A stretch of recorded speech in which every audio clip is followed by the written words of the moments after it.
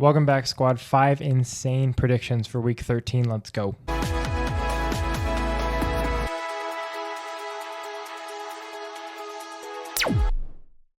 Welcome back, squad. We're diving off the deep end today. This will be fun. Let's go. Up first, this isn't bonkers crazy, but Kenneth Gainwell, Jalen Warren, they combined for 40 plus points in week 13. They combined for 30 this past week, and now they play the Buffalo Bills, who are the third worst team against running backs in fantasy points per game. Now, am I telling you which one to start? No, not helpful, I know. But I think either is in a pretty good position. Gainwell's getting the more valuable touches. Warren's still sitting in the 60s for a snap share. I like them both going into this week against Buffalo.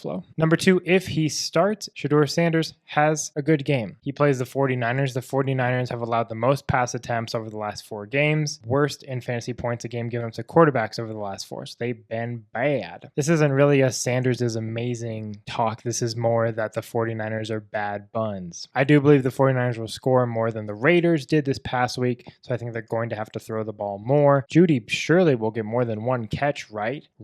That's not where I'm putting my money. I'm putting it in Shedeur Sanders to get enough to have a decent day. Number 3, totally unbiased, Ladd McConkey and Keenan Allen both have 18 fantasy points apiece. They're back on the Raiders, and I kind of have to break this one down separately. McConkey is the main slot guy for the Chargers, and he plays the Raiders, who are third worst in fantasy points a game given up to the slot position. The Raiders just fired Chip Kelly like tonight, which is insane. Not shocked, but insane. One would think that they will score more or at least be somewhat slightly better, although Geno's still there, so there's that. It's a little crazy, but I'm actually more confident in Keenan hitting this than Ladd, but I feel good enough to where it's only a little insane that they will both hit it. Keenan Allen does play in the slot less, closer to around 40 to 50%, but he's still in a good position. Last time he played the Raiders, he had 17 fantasy points. The last time he played, he was on the field 75% of the time, but people will forget that because he's Keenan Allen and he's old, and it was like 2 weeks ago. But that was super interesting to me because he was hovering in the like 30s, 40s, even like the high 20s at one point. But if that 75 is consistent, I love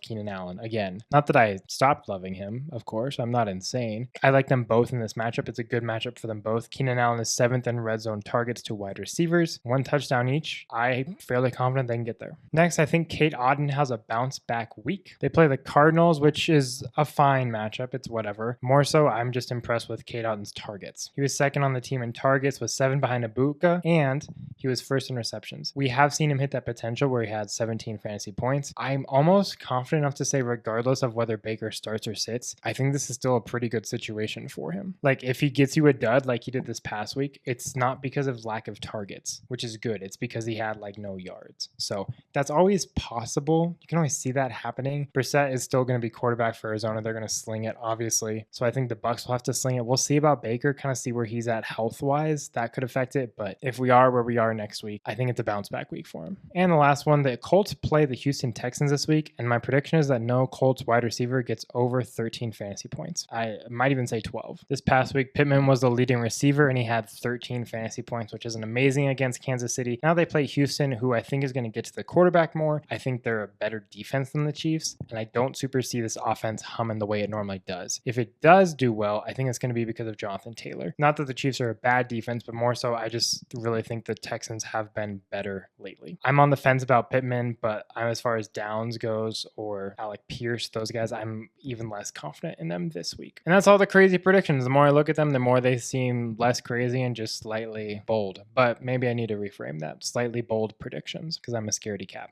Anyway, peace out. We'll talk to you soon.